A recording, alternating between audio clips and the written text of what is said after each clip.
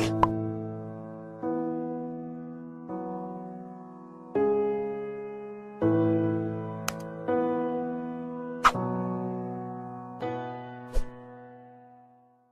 반갑습니다. 다크호스TV. 네, 오늘 초보자를 위한 부동산 투자 방법 첫 번째 시간입니다. 부동산 투자 어떻게 시작할까? 네, 반갑습니다. 다크호스TV의 다크호스입니다. 네, 오늘은 제가 이때까지 계속 재테크 마인드 형성 관련된 또 마인드 변화, 투자 마인드 변화 관련된 영상을 계속 올려드렸는데요. 그 마인드 형성과 더불어서 이제 부동산 실전 투자로 가는 방법, 부동산 투자를 아직 경험해 보시지 않은 직장인분들, 도대체 관심은 많은데 이제 제 유튜브 그 댓글이라든지 많은 구독자분들이 궁금해하시는 것 중에 하나인데요. 관심은 많고 부동산 투자에 해보고 싶고 다 이렇게 생각들이 많으신데 도대체 어떻게 시작을 해야 될지 모르겠다 이렇게 글을 남겨두시는 분들이 많거든요.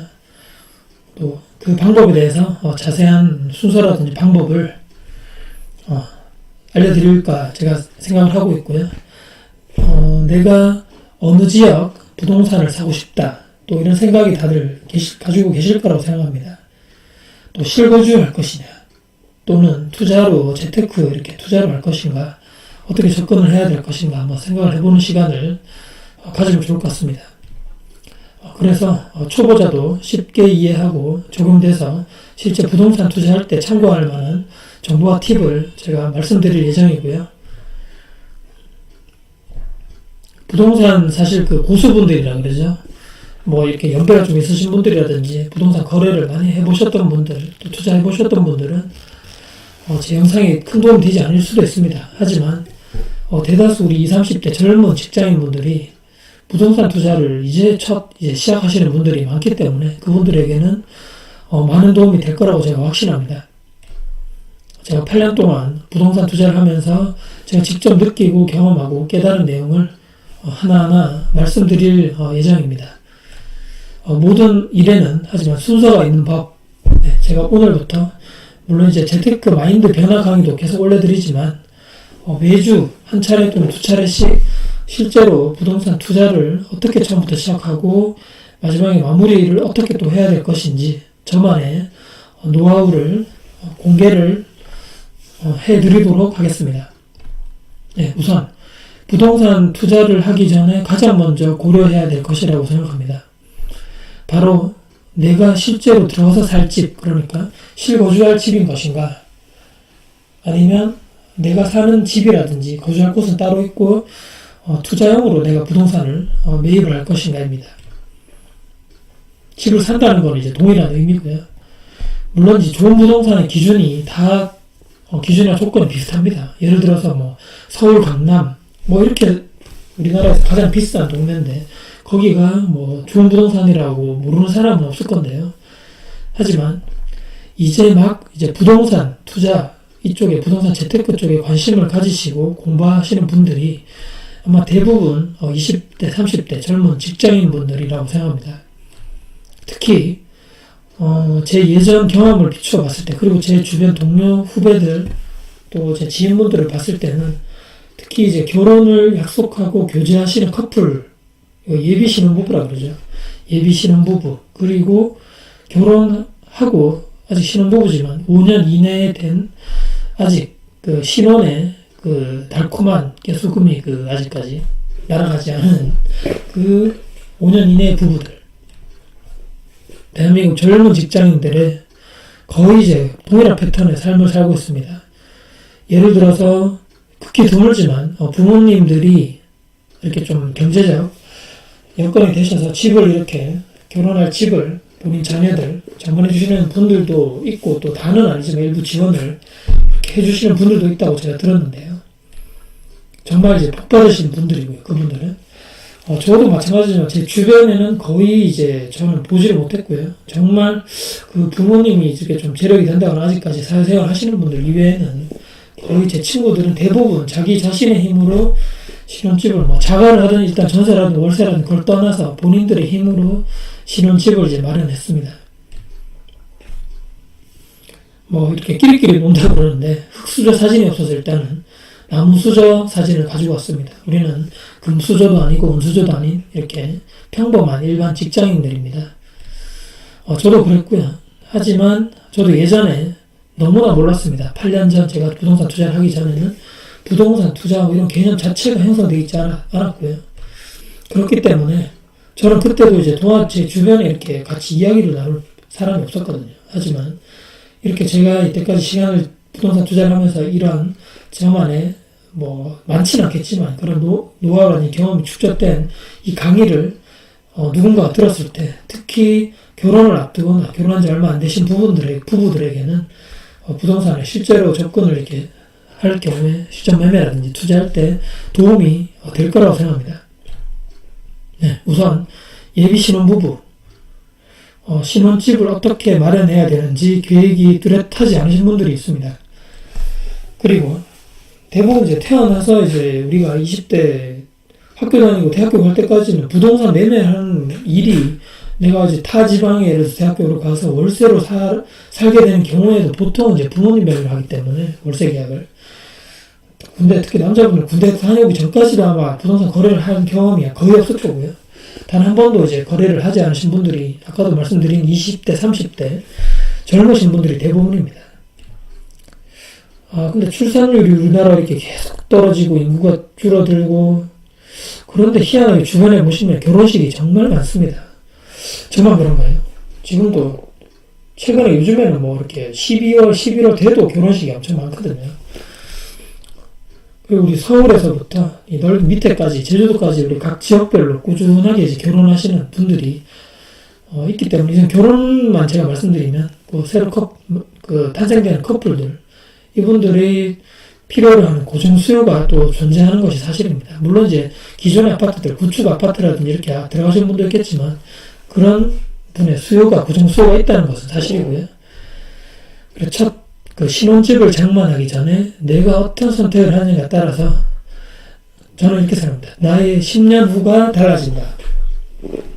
무슨 소린가? 무슨 10년 후가 달라져? 이렇게 생각하겠지만 제 주변에 직장 동료라든지 친구들 또는 지인들의 제가 뭐 직장생활 13년 이상 해보다 보니까 10년 이상 지켜본 결과 이제 뭐 흑백을 이렇게 따지자는 게 아니고요. 100%까지는 아니지만 대부분 예비 신혼부부 누구나 좋은 집, 또 첫 분양, 신규 분양 아파트, 그리고 비싸고 좋은, 이렇게 뭐, 메이커가 있는 아파트, 이렇게 깔끔하고 잘 관리가 되는 이런 곳을 원하죠. 누구나. 인간의 본능입니다. 누가 뭐, 좁고, 금액이 저렴하고, 엘리베이터도 없는 빌라라든지, 예를 들어서 반지하라든지, 누가 이렇게 불편한 곳에서 신혼집을 시작하고 싶은 사람은 아마 거의 없을 거고요. 하지만, 내가 선택하는 것에 있어서는 모두 나의 책임이 따르게 됩니다.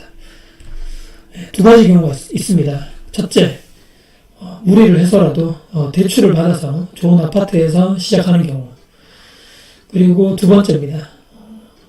이렇게 뭐 큰 빚이라든지 이런 거 하지 않고 있는 돈으로 해서 구축 아파트 또는 빌라에서 신혼을 시작하시는 분들도 있고요. 또는 꼭 뭐 전세까지 자가 매매까지 아니더라도 월세로 시작하는 커플들도 있습니다. 누구나 이렇게 비싸고 좋은 아주 넓은 아파트에서 살고 싶고요. 내 스스로 생각을 해봤을 때, 그리고 남들 눈을 봤을 때도 첫 번째 제가 방금 말씀드린 그 경우가 너무나 좋을 것 같고 남들의 이렇게 부러움을 다 이렇게 친구들끼리 정말 좋은데 샀구나 이렇게 부러움을 받게 되겠죠 아마. 두 번째 경우는 제가 생각해도 또 부모님 그리고 친구들, 동료, 이렇게 말은 안 하겠지만, 겉으로는 표현 안 하겠죠. 대신에 속으로는, 얼마나 돈이 없었으면 저런 빌라나 이런 데서 시작을 할까. 돈이 정말 없나 보다. 안 됐다. 이렇게 생각하겠죠, 이렇게. 하지만 순간의 선택이 10년을 좌우합니다. 제가 말씀드린, 이렇게 양측의 사례가 있는데요. 집을 선택하는 그 순간에 이 말도 동일하게 적용이 됩니다.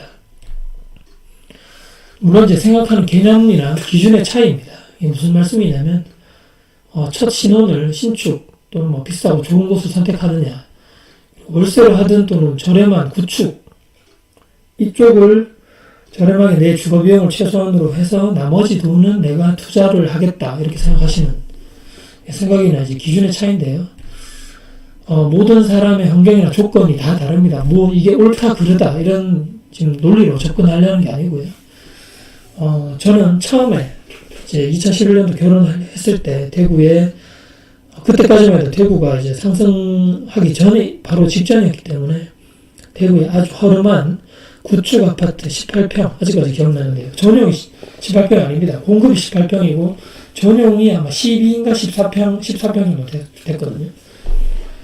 그때 당시 내 수중에 있는 돈으로 최대한 살 수 있는 거주할 수 있는 곳이 여기밖에 없더라고요. 예. 전세 4,700만 원에 그 집에서 이제 신혼집을 시작을 했습니다. 그때는 물론 제가 부동산이라든지 투자 이런 개념이라든지 그런 게 없었고요. 대출은 무슨 대출이야, 은행에서 빚 내는 건 절대 안 돼. 이렇게 해서 있는 돈으로 시작을 했습니다. 이쪽이 기회냐, 저쪽이 기회냐, 이제 이쪽 이런 사진인데요. 정확히 결혼하고 1년이 지나고 제가 생각이 완전 180도 바뀌었습니다. 불편하고 좁고 좋지 않지만 큰 돈으로 무리해서 대출을 안 받고 이렇게 내가 있는 돈으로 일단 시작해서 이거는 정말 제가 잘한 일이다 이렇게 생각하고요. 신축이나 분양받아서 아마 부동산을 샀다면 아마 지금까지도 저는 대출 원금을 그리고 이자를 받고 있지 않을까 생각 차이라고 제가 말씀드렸고요. 내가 실거주할 집, 그러니까 결혼을 하면 이제 내가 살 집이 필요하잖아요. 뭐 요즘에는 뭐 예전과는 다르게 요즘에는 어른들도 별로 좋아하지 않는다 그러시는데요. 뭐 저게 어른들 같이 모시고 사시겠다 이렇게 하시는 분이 거의 없거든요. 왜냐하면 서로 눈치도 보이고 그렇잖아요. 불편하고 또 어르신들 입장에서는 또 애들도 봐줘야 될 수도 있고 뭐 그런 요즘에 사실 현상이기 때문에 또 각자의 또 이런 프라이버시가 있고 거의 이제 따로 살죠. 결혼하면.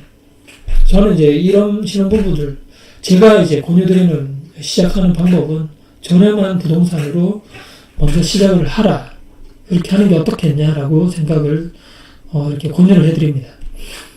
신혼부부, 특히 처음부터 이제 30평, 3평 이렇게 신규 분양 받아가지고 시작을 하고는 싶지만 하지만 현실 이렇게 하시는 분들도 있죠. 하지만 현실이 녹록하지가 않습니다. 겉으로는 저 친구 아니면 저 여자들 중에도 마찬가지겠지만 내 친구 누구는 30평대 이상에서 시작했어 이렇게 얘기하죠. 하지만 정말 속으로는 썩어 들어가고 있습니다.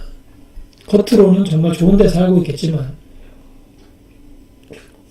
왜냐면 뭐 아까 제가 얘기 드렸던 그 대출이자 대출 원금 엄청나죠. 이제 매달 여기서 나가는 주거 비용이 엄청나게 빠져나갑니다. 그래서 그렇기 때문에 아직 아이가 없다면 이제 첫 시작이기 때문에 맞벌이를 하면서 저축 금액을 계속 늘리면서 내가 아까 말씀드렸던 작은 소형 부동산에서 시작해서 나머지는 투자성 자금을 만들자. 저는 이렇게 강조를 드리고 싶습니다. 그리고 꼭 자가라든지 전세 말고 월세로 사는 것도 한번 고려를 해보시면 어떨까. 물론 이제 전세나 자가 이렇게 해도 좋지만 월세 내면 매달 뭐 몇십만 원 이렇게 돈을 내는 게 너무 아깝잖아요. 전세 내면 그 돈이 다 내한테 오는데 다시. 하지만 전세 보증금이라는 게 있기 때문에 그 돈만큼 내가 아껴서 그 목돈을 다시 내가 다른 부동산이라든지 이런 게 재테크에 투자를 할 수가 있습니다. 내가 내 월세 이상으로 더 많은 수익을 내면 되는 거잖아요. 제가 했던 방법입니다. 주말 부부였고요. 저는 이제 다른 지방에서 근무를 했었던 상황이고, 와이프는 이제 대구에서 일을 하는 상황인데, 그렇기 때문에 어차피 저는 평일에 대구였기 때문에 와이프 직장 근처에서 가장 가까운 말에 이렇게 가깝다 했지만 가까우면서도 아까 4,700만 원 수준에 있는 그 돈으로 얻을 수 있는 아파트 전세 땅을 이제 얻은 거죠. 그러니까 그렇게 됨으로써 이제 출퇴근 시간, 그러니까 와이프의 출퇴근 시간이 정말 줄어들었죠. 시간 로스 최소화를 했고요. 그때부터 열심히 맞벌이해서 아기가 태어나기 전까지 맞벌이를 해서 종잣돈을 같이 만들게 되게 됩니다. 그래서 정확히 결혼 1년 뒤부터 실전 투자, 소형 아파트부터 제가 시작을 하게 됐는데요. 2011년 말부터라고 생각하고요. 이 말씀은 제가 차후에 나중에 강의를 통해서 자세하게 말씀을 드릴 예정입니다. 전세나 매매를 하더라도 조금 저렴하게 사거나 거래할 수 있는 소형 아파트 구축, 신축 아닙니다. 구축 아파트 또는 빌라에 거주하시기를 권유를 드립니다. 속이 알차야 되죠. 임파서블. 불가능해. 쉽지 않다는 것을 알고 있습니다. 아까도 말씀드렸지만 남들 눈도 있고 의식하죠. 우리나라 사람들. 부모님도 그렇고 친구들 보기도 좀 그렇고 작은데 뭐 빌라에 살면 불편하고 그렇게 생각하시니까 누가 저기서 살아 이렇게 얘기하시지만 다 사는 사람들만 있습니다. 가시면. 하지만 예비 커플, 이 신혼부부라든지 신혼부부 그 신랑하고 신부의 두 명의 마음만 맞다면, 재테크 마인드만 맞다면 불가능한 것도 아닙니다. 이게 IM을 지었죠. 파서블 가능하다는 말씀이고요. 향후 목표를 잡아야 됩니다. 자, 남들 보기에 겉으로 번지르르한 그런 좋은 집에 살면서 뒤로는 항상 내 월급에서 매달 일정 금액의 엄청난 주거 비용을 은행에 갖다 줄 것인가. 그리고 좁고 불편하지만 내 미래를 위해서 투자를 하기 위해서 구축, 소형 아파트 또는 빌라에서 거주하고 나의 종잣돈을 키워나간다. 두 가지 중에 하나를 선택해야 될 것 같고요. 극단적인 비교 같지만 현실에서 무수히 많은 이런 선택에 우리는 상황에 놓이게 됩니다. 그리고 제가 왜 이 두 가지를 비교해 드렸는가? 거의 대부분이 이제 첫 번째 경우 내 월급이라든지 형편 이상으로 좋은 집에 살기를 원하고 또 그렇게 하고 있습니다. 인간의 본능이고요. 대부분 대출 받아가지고 이렇게 들어가시죠.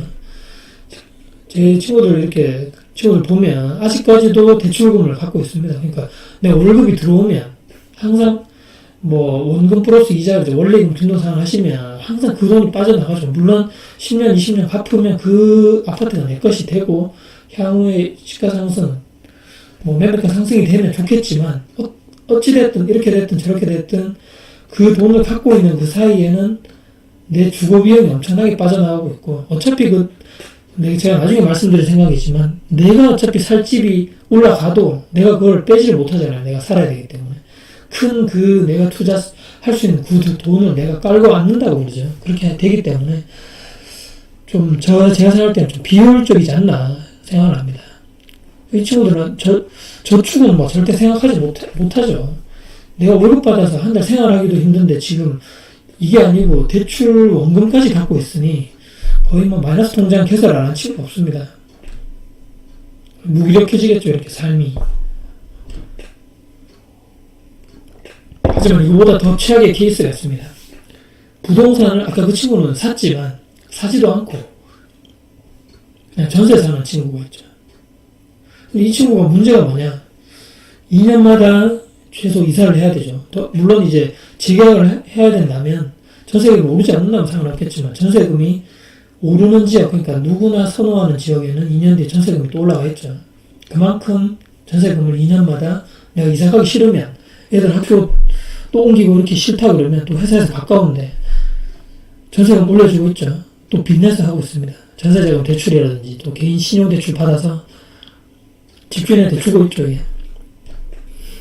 전세는 정말 좋지 않은 거라 생각하고요. 내 보증금은 그대로 받을 수 있겠지만 잘 생각하셔야 됩니다.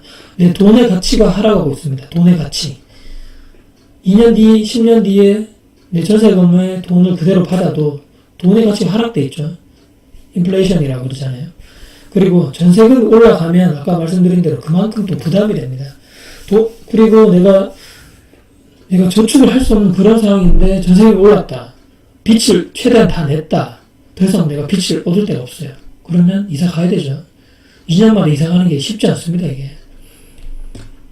그리고 두 번째 경우를 생각해 보면 결혼 시작을 어렵게 했습니다. 아까 제가 말씀드린 대로 구축, 소형, 남들이 선호하지 않는 빌라 이런 데서 시작하고 부부 재테크 마인드를 키워서 실거주용 집도 나중에 돼서 점점 조금씩 평수를 키워나가면서 투자형 매물도 1년, 2년에 예를 들어서 한 채씩 조금씩 늘려나갑니다.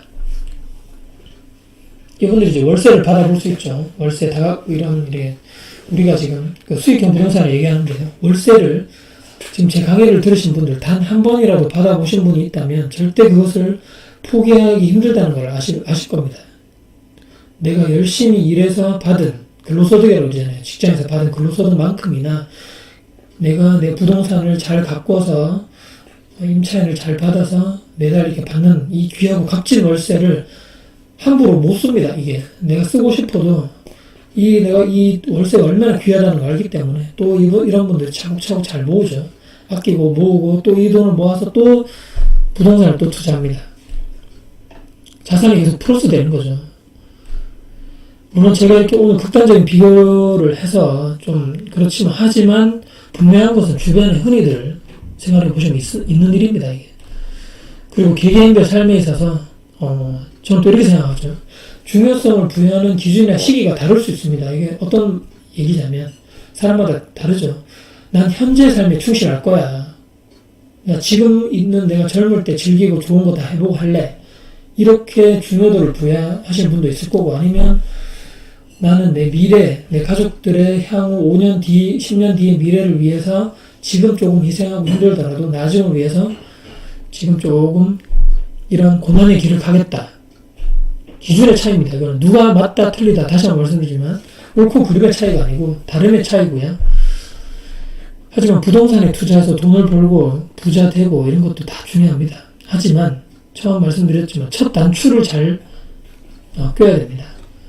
다음 영상부터 제가 실전 투자 방법을 시작할 건데요. 자세하게 또 이렇게 설명드릴 거고요. 부동산 거래에 있어서 전반적인 흐름을 제가 쭉 처음부터 끝까지 말씀드릴 예정입니다. 이 양이 방대하기 때문에 꾸준하게 시청해 주시면 되고요. 오늘 첫 내용이었습니다. 부동산 투자를 시작함에 있어서 내가 어떤 마음을 가지고 시작해야 되는가 해서 우선 마인드적으로도 한번 생각해 볼 필요가 있지 않나 해서 강의를 내용을 만들어 봤습니다. 부동산을 매수하는 목적이 내가 실제로 살 것이냐, 실제로 거주를 할 목적이냐, 그리고 내가 투자를 할 목적이냐에 따라서 또 다를 것이고요. 그리고 거주 비용에 대한 생각, 좋고 비싸고 대출받아서 들어갈 것인가, 아니면 좀 거주 비용을 최소화한 소형 구축 아파트나 빌라에 들어가서 나머지 돈을 투자할 것인가. 그것이 정해지고 난 다음에 부동산 방향이, 투자 방향이 설정될 것입니다. 겉으로 화려함을 추구하기보다는 내면의 실속을 가져가는 것이 어떨까. 그 선택이 우리의 미래를 결정합니다. 경제적 자립으로 갈 것이냐, 아니면 영원한 경제적 종속적인 사람, 그런 경제가 가정이 될 것이냐. 자, 부동산 첫 투자를 생각하는 당신, 첫 마음가짐을 잘 형성해서 다음 영상에서도 저와 같이 실전 투자하는 방법 같이 자세하게 알아가 보도록 하겠습니다. 부동산 투자 시작. 첫 단추를 잘 꿰는 당신이 진정한 다코스입니다. 네. 오늘 재테크 변화 마인드 강의에 이어서 다른 또 큰 한 축이죠. 실제로 제 8년 정도 부동산 투자의 이 경험이나 노하우를 살려서 최대한 이제 첫 부동산 투자를 하시는 분들에게 어떻게나마 조금 더 쉽게 접근할 수 있는가, 실전 투자 방법이라든지 순서, 이런 거 강의를 오늘 처음으로 이제 시작하는 강의 시작이었는데요. 처음부터 물론 어떤 곳을 사서 돈을 부자가 되고 이런 개념으로 시작하고 싶지 않고요. 부동산 투자, 과연 시작을 어떻게 내가 마음을 가져야 될지 내 스스로 생각을 한번 해보면 어떻겠나 싶어서 제가 강의를 만들어 봤습니다. 이 마인드, 이런 선택, 이 선택에서부터 아까도 말씀드린 대로 내 현재 순간의 선택이 향후 10년의 내 미래를 결정하게 됩니다.